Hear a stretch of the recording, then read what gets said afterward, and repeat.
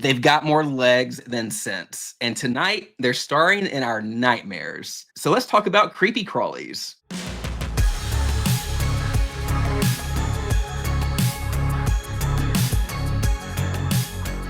Hey everyone, welcome to Don't Be Dead. I'm James. And I'm Derrick, and today's episode is called Pest in Show, because we are talking about some of our favorite creepy crawly critters in horror movies. Love it. And spoiler alert, this show is for people who we assume have seen these movies. James, how are you? I think I'm okay. How are you? There was kind of a pregnant pause before that. Yes, I'm checking my pulse. I think I'm alive, so that must be a positive, right? This weekend was good, so I'm good. You didn't work today, did you? No, I was off. Thank God. I watched one of the movies that we're going to talk about today. Speaking of the prep for this episode, we were so excited to talk about creepy crawly creature features, and then I was like, cool, which ones are we going to talk about? And then Derrick has this list, and I haven't seen any of them. Like, why was I so excited to watch, talk about these movies I've never seen before? So I had to deep dive suddenly into 5 of these films. And then the great thing though is at the end of watching them, all of a sudden, because a lot of these are on Tubi, you'd get recommended another one. And I'm like, well, what's that one? Well, what's this one? So we already kind of established there would be a part 2 to this episode. Yeah, there's no way we can shove them all in one, because there's so many critters, there's so many creepy crawlies. Yeah. I want to talk about, Shivers. I want to talk about Slither. I want to talk about, I guess we can talk about Phenomena a little bit, even though I think you and I both are kind of like, it is what it is kind of movie, but we don't need to love everything, but we've seen it. But a lot of people do love that movie. I think they might like it for the soundtrack, or Donald Pleasance is in it, or Jennifer Connelly, and they both give great performances. It's just the story for me was just like, well, because there is one. I loved Donald Pleasance in it, and I loved the monkey. That's big. That's all you need to know about that. We'll probably talk about that in a second. Eight-Legged Freaks is one I remember watching as a kid, and I don't remember it. So we'll get into those. Yeah. And Squirm time. and I haven't seen any of these. There's definitely others that we're missing. Squirm, I know you were having we were going to try to do Squirm this episode, but you were having a hard time finding it streaming anywhere. I can't find it. She's MIA, and I tried for weeks. I will continue to try, and I will not give up. Never give up, never surrender. Yeah, that's gonna have to wait for part 2. I give up sometimes. I know. Yeah. We've talked about it. And on today's episode, we're going to talk about mental health and how important and real it is. James, I want to dive into these movies. But before we get to that, it's game time. It's game time, bitch. I'm ready. It's game time. Are you ready? I am. I just want to acknowledge anyone that's watched me just hit my teeth on my water bottle. Are you and your teeth ready to play creepy crawly trivia? I am ready to play creepy crawly trivia, and I had a feeling you're going to do something with real, maybe creepy crawlies, and I was going to start just looking up a bunch of random facts, but I spaced out, so I didn't.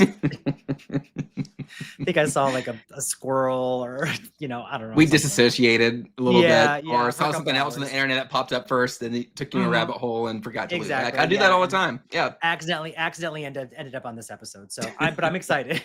Okay, the first question.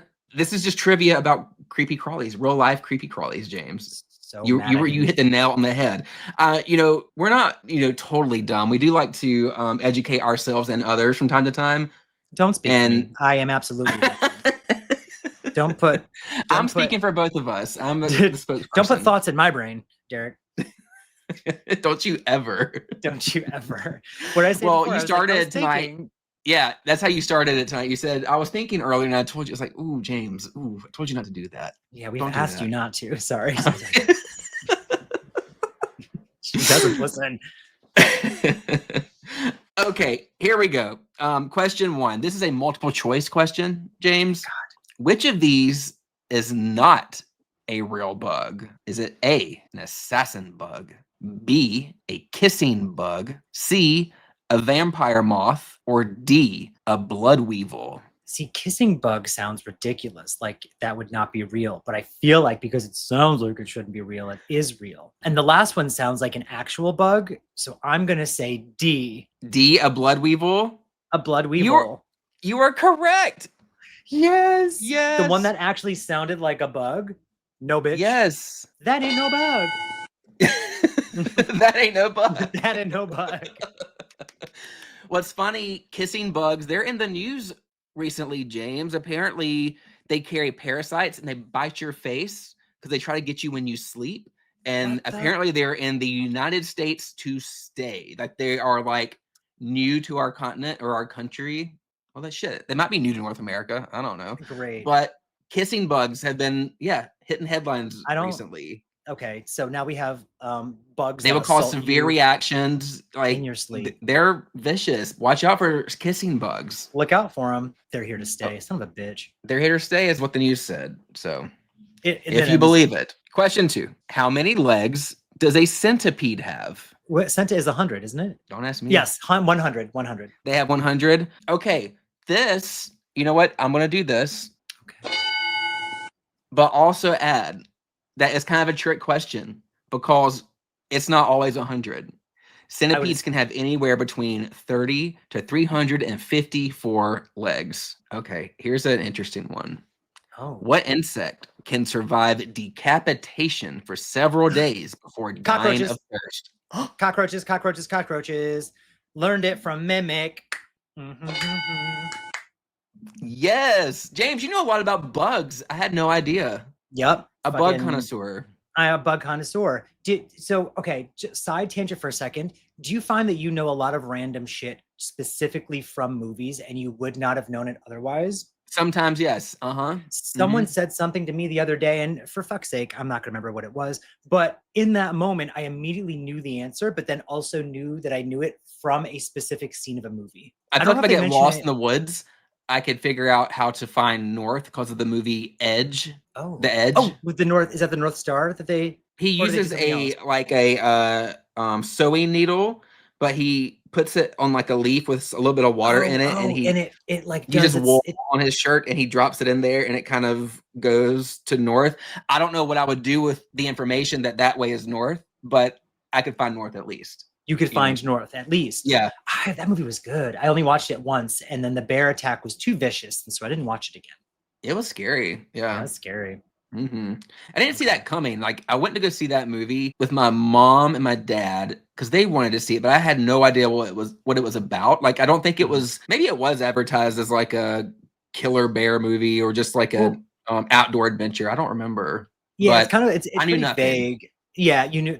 I still know nothing, but it is pretty like vague. Like the bear is prominent, but it's a lot of other stuff going on. So it'd probably be hard. And back in the 90s, they advertised movies pretty well. So you would go in knowing a vibe, but not knowing everything. And I will stand corrected. It's Mimic 2 that I learned that from. Mimic 2 makes a big point out of the cockroach decapitation, and it's a big part of the ending of the movie. Very cool. Yeah. All right. Let's see if you can keep this record. All right. Oh my gosh, this is fantastic. Which bug holds the record for the loudest insect in the world? Is it the cricket? That's wrong. I made a face. Is it like the cricket? But it is another loud one. Sometimes, like last summer, apparently it was supposed to be like the first time like 180 years where these particular bugs were gonna like reveal themselves en masse and make a lot of noise together. You completely missed that? No, like locusts? Okay. Is that like a thing? The cicada. Cute. I love that for them. You don't know what a cicada is? Okay. If it wasn't mentioned in a movie, I don't know. Okay. Is there a movie called Cicadas about cicadas? There better be. Is the Swarm? What? That's not. I don't know. Oh. Have you not seen The Swarm? The Swarm. No, have you? There's a movie called The Swarm that I was supposed to watch. Maybe it just popped up on Tubi. There's a movie called The Swarm, and it's a swarm of something. So I put it on the list for locusts? Next time. Yeah, or bees. You know. Oof. I don't know. I don't like bees. Okay. True or false? Some beetles can shoot boiling hot chemicals out of their rear ends as a defense mechanism. True or false? I know I can. What kind of beetle are you, Boiling. James? Yeah, right. I'm this kind. Boiling hot. Boiling hot chemicals out of their rear ends as a defense mechanism. It's, you know what? These beetles are power bottoms. That's why. I feel like boiling hot water sounds like not true. Mm-hmm. So Context clues. I'm gonna say false. How do they get it to boiling temperatures, Derrick? I don't know, but the bombardier beetles figure a way. They know how to do Okay. it. Yeah. That's some bottom shit right Bombardier beetles. I wonder what they look like.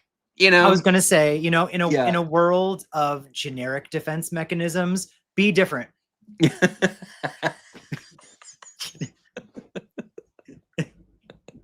All right, you ready for the next question? Probably not. Well, here we go anyways, bitch. Which insect is considered the deadliest animal on Earth because of the diseases it spreads? I know. Don't say her name. You know. I know who you're thinking too. It went right there. I know. so you mean second deadliest? Right. A second deadliest insect. Mosquitoes extract your blood. So like, are they pulling blood out of like disease? Like, is that a thing? And they carry it with them someplace else? Oh, there's so many insects. There are so many. It's not that deep, James. I'll say mosquitoes. Yes. It's mosquitoes, bitch. It's mosquitoes, bitch. I wasn't gonna let myself get pulled down this rabbit hole of when we did the spelling bee, and you were like, "How to spell like I'll never." This is rent free until the day I die. Ectoplasm, and I was like EC, and you're like, "Yeah," and I was like H blah blah blah, and you're like, "No, EC was right." I was like EC, and then I'm like K, and you're like, "No," and I'm like ECKH. ECCH, ECABCDE, like everything except for just ECT. We're not doing that. We're not doing it. Congratulations, James. You just completed Creepy Crawly trivia, and I think I'm gonna give you an A. I'm gonna give you an A. I got an A. All right. So speaking of insects, let's talk about slugs.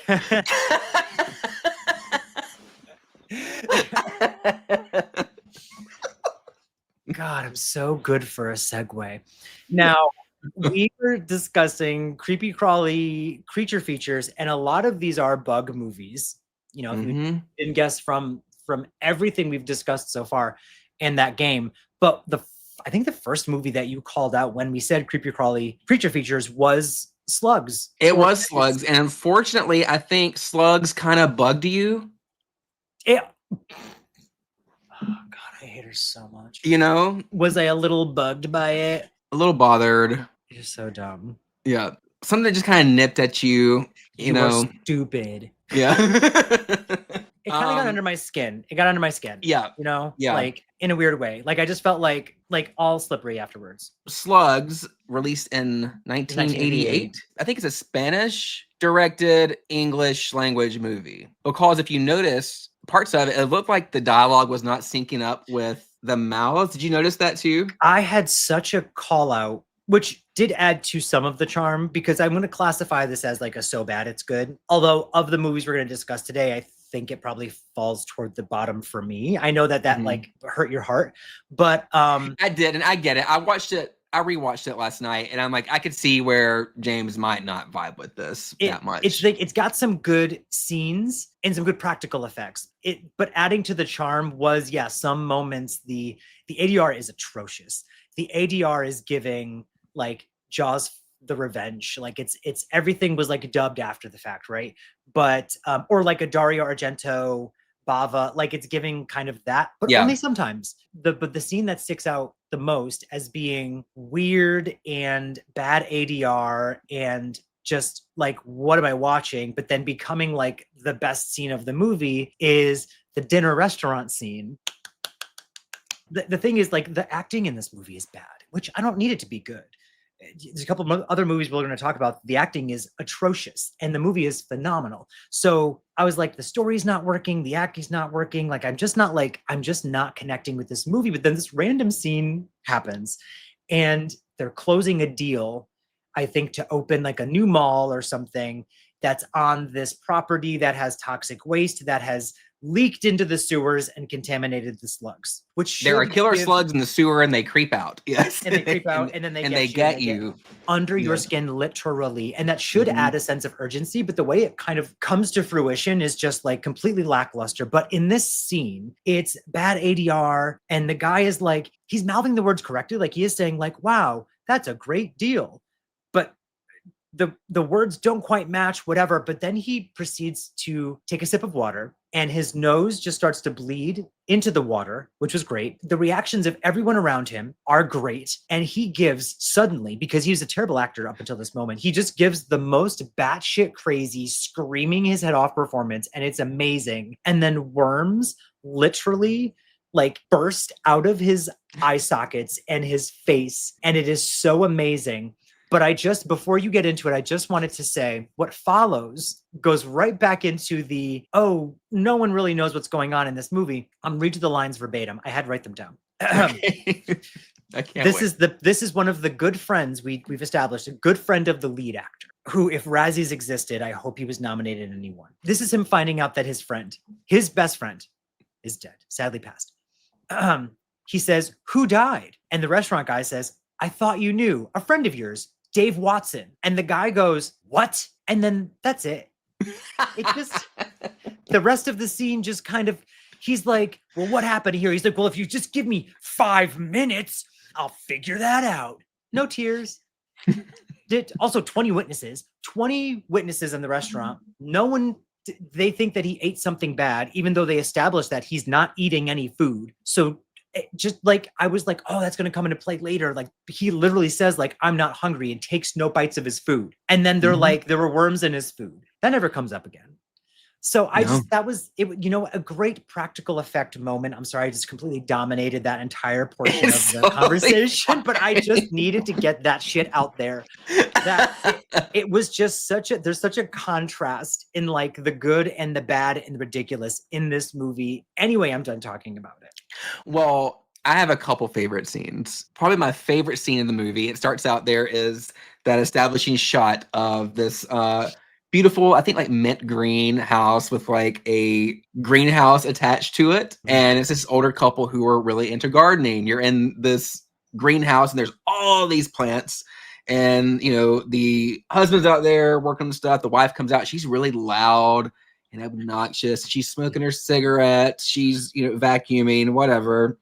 And the husband puts his hand in his gardening glove and so then bites him, which we are assuming is a slug, right? Yep. And he can't get the glove off. And so he proceeds to chop his entire hand off. Yeah. My first instinct too. Yes, that's what I would do. Well, he's screaming for his wife. She can't hear because she's got, I think, the radio on and she's vacuuming while smoking. She's vacuuming. Yeah.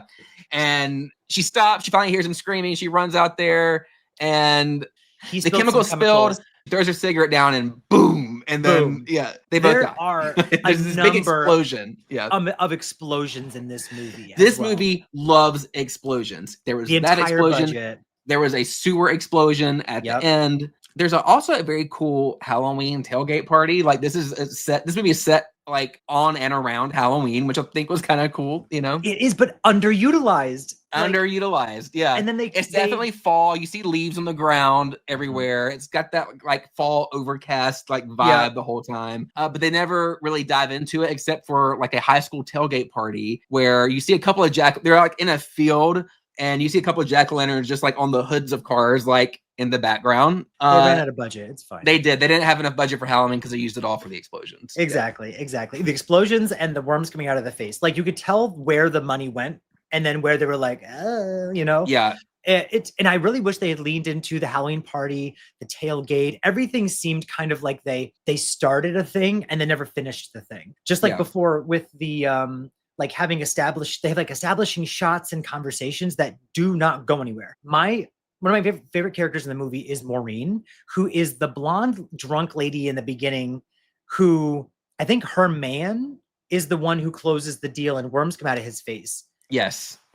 And we like never see her again. And I think I'm holding, okay, anyone that's watching, I'm holding up the VHS of Slugs because I traded this with a friend of mine. I believe that's her. I want to say that might be her, the actress, or it looks just like her on the cover with a slug coming out of her face. And there is no scene with her. I think there might be a scene of her drinking after he dies. And we don't know what happened. Well, she's the one because she chops up the salad, right? And has the worms in her salad and feeds it to him. And that's when he goes to the restaurant and then it comes out of him. Yeah. But like usually the point of these movies does it never circle back to her? Wait, we never I do never see her again. If someone meet me in the comments and let me know, like, comment, subscribe, turn on notifications. Yeah, but like does that happen? Because I remember being like, where's Maureen? One thing that does work for me is it does feel super late 80s. And that's like, I've said it before, like the sweet spot of like 80s horror for me is like 86 through 89. I love that era. And I think this captures that with the style of clothing they wear, the dialogue, even like the music. The hair. It's chef's kiss for that. Chef's kiss. The next movie. Right. I think you meant the Nest movie that we're going to be talking about. Is so stupid. Just someone 1987's The Nest, directed by Terrence Winkless. The Nest. This was it. Okay. For me, it was more fun and charming in the beginning than say like Slugs, where like Slugs wanted to be like small town gets overrun by these things. And I wasn't getting that from Slugs. And I got that from this. I got small beach town. We get some characters. They're on an island. But on this girl comes back to town that she's been gone for like 4 years. Yeah, Elizabeth. And the sheriff has eyes for her. Richard. Handsome Richard. But we also find out that sheriff used to have eyes for Lillian, the waitress in the diner in town too. Seems like he still does, which was like, wait, I think I like the sheriff because he's so handsome. Although the mayor makes it a point to be like, the job was passed down to him by his dad. Fucked up. Thanks. He's a shady mayor. Yeah, nepotism. The Elizabeth Richard relationship was cute, liked it, cool. They established Lillian, and then she also doesn't really go anywhere. And I wanted Elizabeth and Lillian to fight. These cockroaches in this movie are vicious, James. Like, they will eat anything. They will eat apps, and that's me, and that is me. So I understand. It makes sense to me. The thing is, and what this movie does not very well, but that, we're going to talk about some other movies in a second that do very well, is there's no like connecting, establishing action shots. So it's another kind of so bad it's good moment where it's like we show a roach and then they show someone like the camera is often on the ceiling. And so it just kind of like pans around and follows like a person running from a window to a door. And there's nothing happening. It's just them alone. Then it'll cut to like one set shot of like, now there's 3 roaches. And then it's them again from the ceiling and running. And then it shows the same shot as before. And now there's 50 roaches. And so like you're kind of left to believe that obviously they are running from these roaches, but they're not in the other shots. So it is just alarming, the disconnect in the action sequences. And also notice, well, you can't run. How do you train roaches to like, I don't know, but there's not on command, like hit their mark on command. How do you do that? It's editing. It's called editing and directing. All they had to do was add a couple extra little like camera on the ground shots. I would love to see you direct a roach movie and see how that goes. I'm gonna do it. I'm gonna do it. Don't dare me. I will. Just a short film, even a short film about roaches. Remind me at the end of this, and I will make a short roach movie. I'll put a camera on Tyler's back. Show me how you do it. I'm gonna do it. I'm gonna make a roach movie like you've never fucking seen before. I wanted to be a director. I went to school for film, and then I realized I'm too dumb. But I also want to talk about Dr. Hubbard. Queen. I fuck with her. You know who she reminds me of? I think her and Julia from Hellraiser would be besties. They had the same hair. They had the same hair. Eyes. I feel like that yellow dress that Hubbard was wearing out in the field. She borrowed that from Julia. She was confusing as hell, and she was so horny for these mutated bugs. For the bugs, I know. For the bugs, everything. And it's funny because the sheriff at one point even calls out. He says he gets attacked, and she kind of helps him, but she always pauses. She never helps right away. She always waits a little bit. And he notices and he says, like, your face is stone cold. It never changes. I could be dying. You'd never know. And she's like, maybe we'll Guess we'll find out. Guess we'll find out. Guess like we'll find out. Yeah. So I'm glad that they acknowledged it, because the whole time, anytime something good or bad happens, I was like, I don't know whose side she's on, because everything was just like a sexy smirk. Everything was. She's like the femme fatale kind of character in the movie, which they always kind of play in between, and like it usually doesn't end up well for them either. And poor Dr. Hubbard, it did not end up. It did not go well for her. Oh, she got like the top of her skull chopped off by that and thing. Her arm ripped off. Oh, her arm ripped off. I forgot. It didn't end nicely. By the end, they were going for, what did I say? It was like a ripoff of The Thing. Like they wanted to be The Thing so bad, with this huge giant creature that was like a culmination of other things. Oh, because Okay, yes, we have to explain how the roaches do this. The roaches, when they kill you or kill a critter, an animal, anything, they kind of like inhabit the body. And I know I mentioned Julia from Hellraiser earlier, but there was such an Uncle Frank moment in this movie when Beth was on the phone, like trying to get in touch with Richard, is his name? Yes. Or she's on the radio trying to get him, and she thinks her dad's in like the next room. The dad walks behind. No, she thinks her dad's dead. He's been dead. He's been dead. She thinks he's himself. Dead. Yes, for no reason, by the way. But well, he locks himself. He like plunges himself into the room of roaches to take them away from her, so she could get away, kind of a thing. Right, but you could have also both just run away. But it's correct. Well, it's the 80s. That's what you did in the 80s. It's what you did in the 80s. So, but he ends up walking behind her while she's in the room. She turns around, hugs him, and she sees blood all over her hands, and then his skin just starts to just fall off, and it's like this roach is like taking him over. So you find out pretty late in the game that the roaches inhabit a creature, and they can like, I guess, inhabit its body or mimic it. I can't really tell which one it is. We find it out with the cat. It like becomes a cat. And the thing is, this happens like, this is only an hour and 29-minute movie, probably. This happens like an hour and 15 minutes into the movie. The final like boss monster, like roach monster thing, I thought was pretty cool. It was given The Thing because you said it was like a conglomeration of all the different like bodies that had kind of inhabited into like, it had like 3 human heads like in its chest, and then like this big roach head on top, and it was these sharp claw arm things. It was moving. I thought it looked neat. We also had a character named Jen who I thought was adorable. She was the girl with the headphones on, just bebopping, living her best life. The top of my notes says Jenny. Love her. Yeah. Love. She did not give a shit. She wanted to listen to her tunes. She was beautiful, adorable as hell. I looked her up after because I'm like, she looks like the lead from Slumber Party Massacre 2. It's not her.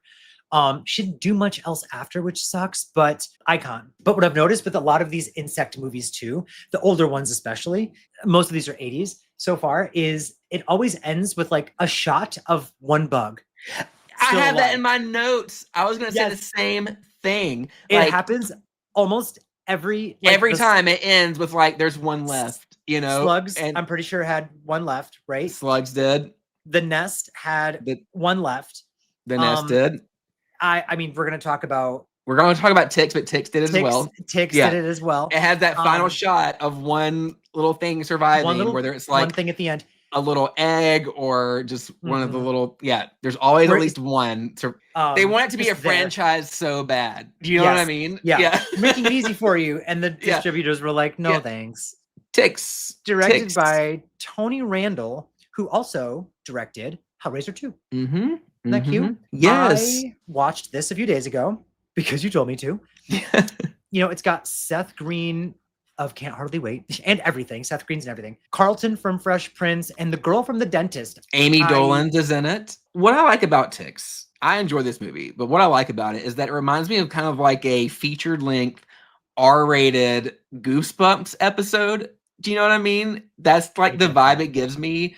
It feels like, and it's like that. It's almost like Sleepaway Camp, but with ticks instead, and because it does have some gore as well.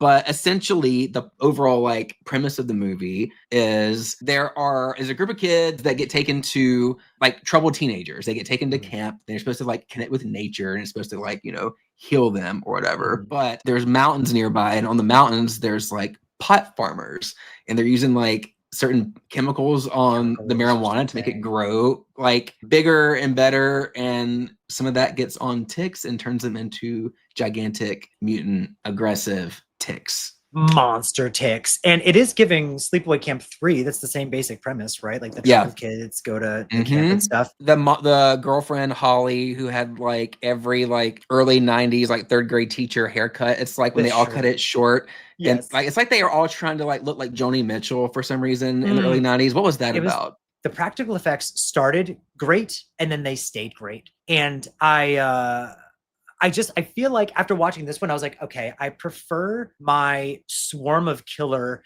insects to be mutated. Like I realized, okay, like slugs, cute. The nest, cute, even though it did mutate kind of in the end. Like I watched ticks and was like, yes, give me giant mutated monster bugs from Go. Now. Yeah, right at the beginning. And then they just get bigger and bigger as you go. Like by the end of the movie, and they looked so gross, and they were wet and creamy and crunchy. And I did love seeing Clint Howard die multiple times, it seemed. They would show like a death scene, and they'd cut back, and then back to him, and he's still alive, trying to kill. I know, popping up for a jump scare or whatever. Okay, did you leave for 15 minutes, and then she found him later, and he was still alive? Yes. So Clint Howard was like a pot farmer, but like what I thought was hysterical. And this is so 90s. The opening of the movie, they were just kind of like slow panning the inside of like this grow house. And like the way they try to make marijuana just looks so sinister. And those opening credits just crack me up. It's just like this like droning, foreboding, like scary music that's playing over. And all you're seeing is just a bunch of pot leaves. I'm like, okay, whatever. These are bad people. I know. Backing up just a little bit, because I know we kind of jumped all over the place with it, but what I thought was kind of like odd was when Seth, in the beginning of the movie, Seth Green is getting dropped off at like the pickup point for the camp, but you don't realize it's a pickup point for the camp right away. It just looks like his dad just turns him and says, so this is going to make you turn your life around, and just drops him off in like the sketchiest looking place, like in under the city, a highway bridge. Yeah, just like a real under a highway bridge in like a seedy part of town. It's like, why would you just leave your son here? And then you find out later, like a van pulls up and it's like, oh, it's, a van for troubled teens, kind of a thing. And the dad is kind of like, not it anyway, So like not really the most supportive guy, but he drops him off next to Carlton from Fresh Prince. That dog deserved better. I was devastated with the dog. Poor Brutus. I know. And he was devastated. The body count in this movie is not very high. Like, no, which is why I think they keep going back to the same people. It's like they give them each person has 3 death scenes, essentially. Yeah. Each one is Heather from Texas Chainsaw Massacre: The Next Generation.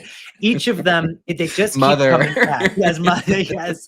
So, but it worked for me. I wasn't annoyed by it at all. I'm actually thinking, I think only one of the teens died, and it was Alfonso. Were there any others? Did the boyfriend die? No, he got out. The 2 bad guys die, but the boyfriend, he lives. He fights the big tick at the end a little bit. Yeah, low body count, but fun. Awesome. But fun. Very fun. Okay, so because in the next movie is a movie that you were angry that I had not seen. You were visibly... I was visibly offended that you've not seen this. Yes. But do you understand why? I absolutely understand why. It was an attack on your character, on an entire generation of moviegoers and filmmakers and critics. 90s kids, 90s. It was an attack on 80s babies, 90s kids. Is what that was. Absolutely. Yeah. And I take that on. Entirely. Yeah. And this movie is Arachnophobia from 1990, directed by Frank Marshall. It also had a sweet old lady named Margaret, who the second she showed up, I said, I love her. She's going to die. Like there was not even a period in that sentence. It's a run-on. I love her. She's going to die. She was the one that ripped up the parking ticket and all that stuff. Yeah. From that weasel of a sheriff. She was his first patient, his first and only patient. So sweet. She was She's so like, damn nice. I'm gonna throw a party for you. Yeah, she was great. Look, can you give us the the premise, the rundown of Arachnophobia? Okay, the premise of Arachnophobia is Jeff Daniels. I forget his character's name. Sorry, I'm getting ahead of myself a little bit. Getting ahead of myself because there's a whole I think the opening is almost like 15 minutes. It's 17 minutes. I checked because I was like, how did this number one fly by? But also it was giving like the opening of Scream. We got like a whole Casey Becker moment in this Arachnophobia film. 17 minutes. Yep. So it starts with some characters I believe they're in South America. There is a scientist, and he hired a photographer to go with him to take pictures of all these. He's looking for rare insects in like the rainforest, essentially. He has a local guide take them into the rainforest, and they're warning them, there's lots of poisonous frogs out here. There's ants that can kill you. Just be careful. Well, they're walking through the woods. And then the local guide all of a sudden stops, and he's like, "This is as far as I go, but y'all have to keep going that way." I love it when there's a local that says, "This is as far as I go," kind of like in Pumpkinhead. I love them. I love that kind of moment because ooh, they know something. There's something keeping them from going further, and it just builds a sense of dread and like a tension. Threat has been established. Yes, that threat has been established. It is beyond this path, and I'm not going. So right then and there, something's gonna happen. So they get to this kind of opening where there's all these trees, but there's this like very large old tree. The scientist, who's played by Julian Sands, R.I.P. the Warlock, love that man. Sets out all these different looks like canisters or something to like catch bugs. And they set off like a smoke bomb, essentially. They like spray the air with all this smoke, and it causes like the animals to get paralyzed, I guess, and fall down into their little catchers. And they start hearing these loud thud. They hear like a loud thud, and it's like thuds. And they walk over and they see that they've caught some very like unknown species of spider.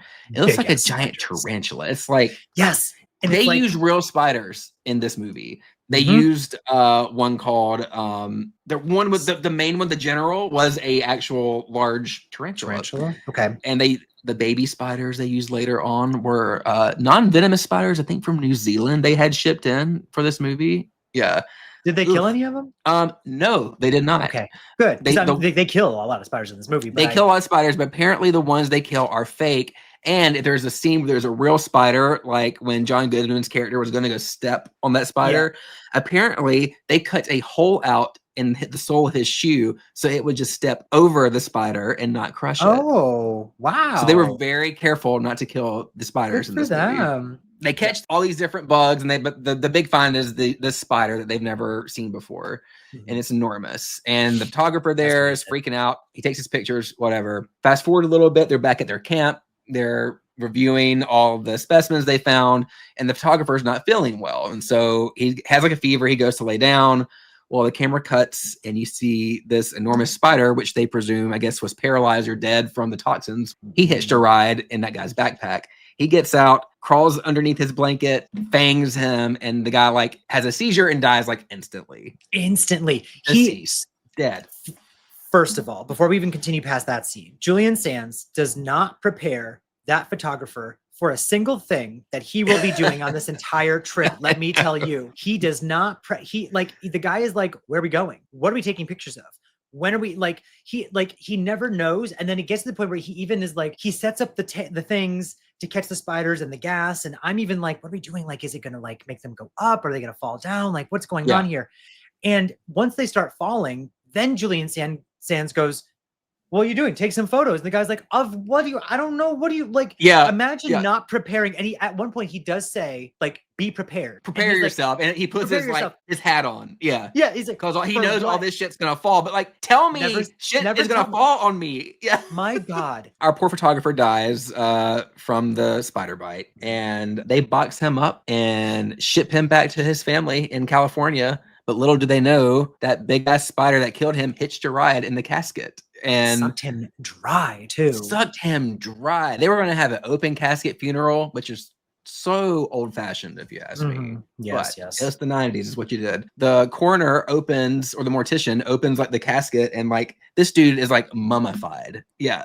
With the He has, like, reveal holes was in his neck. fantastic. He is absolutely giving that half corpse bitch from Return of the Living Dead. Like if he was gonna look up and say like, I can feel myself rot, like I would have not have been It was surprised. like that, or like the girl in the closet in the ring, you know? Yes, like her the level face of like that. decay. Yeah. Yeah. But then, okay, so the spider crawls out of the casket and This is so great, all of it. The morgue, and like gets outside, but like gets scooped up by like a crow. Hitches a ride by Hitches accident. a ride. The crow flies a little bit, and then you see the crow just stop mid-flight and just drop. Listen, yeah. The general went as far as he wanted to go, and then the crow went and he said, "Bitch, drop me off here." Yeah, right here. It was like a series of unfortunate events, and we're following this spider, but it never came off as like silly or goofy. There's only one moment in the whole movie that I went. Yeah. Besides that, I was like, "This is fantastic," and it finally ends up just in some like little wooded area, and then the camera pans up, and Jeff Daniels is pulling up, just having bought this house with this fantastic old barn. You know, it's a farmhouse with a farmhouse, a complete barn, the Tower Farm. The Tower Farm. And that spider makes a home in the barn of Jeff Daniels, who just sold everything from life in San Francisco to move to this new town to take a job as like the head physician, because the old physician's retiring. He's like, I'm gonna give up, you know, all my patients. I'm gonna give them to you. You just come out here and live the farm life, right? And so he moves his wife, his 2 kids out to the country to start this new life. Come to find out later, he's petrified of spiders. He has arachnophobia. There's so much setup in this movie. Yeah. That doesn't feel like setup. Of all the movies that are in this list, this one is incredibly well written in the sense that all of this setup has great payoff. Like no character seems like they're doing something stupid unless the writer wants them to be kind of that. Like the sheriff is like overbearing and whatever. We have the asshole doctor in town who you find out everything's intentional. I just loved all of the pieces in the beginning were for a reason. Everything was intentional, and I just love that. Sorry, but you can continue, because I was just like, there's so much shit. No, that was really it. So, I mean, Jeff Daniels moves here to take a new job. You know, he left the city to go to the country, and the spider that his wife rescued from the house, which I'm not going to pretend like I'm that person that takes all the spiders outside. Like, if you're coming at me, bro, like, we're going to fight. Okay. We're gonna whatever. Yeah. Takes him outside, and then that spider mates with the general, and they create all these like babies. And that was the only part that I went, was they almost have like a bride. Her stand-in was a lot bigger than she was. That female spider, you know? Yes. So they just randomly show, like I would have established, like when they brought the other spider, I'm like, oh my God, like what if they do it or something, even though the other spider didn't have reproductive organs. But it was amazing to me how the other spider became like a smaller tarantula though, because it wasn't a tarantula at first. Yeah, like in the shot where they show the 2 spiders, you know, Netflix and chilling. It's like weird. And they're both just like they're like kissing. They have like like the introduction of like a spider love scine, and then they like they were holding hands or something. You know, they might as well have panned and showed like, you know, the curtain blowing or something with romantic music, and because then we established that they you know, they get it on, and they make lots of baby spiders. The practical effects from the very beginning of this movie were amazing, to the point where like they show the spiders later dragging their like egg pouches into the basement, and I was never like, oh, that's I was just like, what are they doing? I'm watching the spiders do. Then they would show the real spiders, and this is what was missing from a lot of the other movies, is there's no like connecting shots. Like one shot they just showed the spiders, like one spider's crawling and the camera pans up from the barn, and then like a second and a third and a fourth, and then they just show it's like kind of like a mini swarm, and they're all moving out of the barn toward the house. Yeah. And I was terrified. Oh, did you know the actress that played the mom also starred in House on Sorority Row? Have you seen House on Sorority Row yet? Isn't that because they remade it into Sorority Row. Yeah. Did you saw the original? Yes, I watched the original you made me. And is she the main, the one who makes it to the end? She's not the main. She gets killed in the van when they're trying to like move the body. I forget her name in that movie though. But she is in that. She's not the main. She's like one of the side girls. So I bought this yesterday because it's $3. Aren't you so glad? Aren't you so glad? I don't blind buy as much anymore, Yeah. or if ever, because I'm like, I just have too many movies I can't get through. I didn't look at the back at all. Like I looked at the front barely. It's just funny because it's like a roller coaster ride of a movie. Like it's the way it's printed is as if it's a freaking kids movie or something. And the back, I love it, but it's like purple and pink. I love it's so 90s. I love it. 1990, it 91. Doesn't seem to sell like the actual vibe of the movie, but that's totally fine. But it's not really like a comedy, but it has great fun moments and charming characters. Yeah.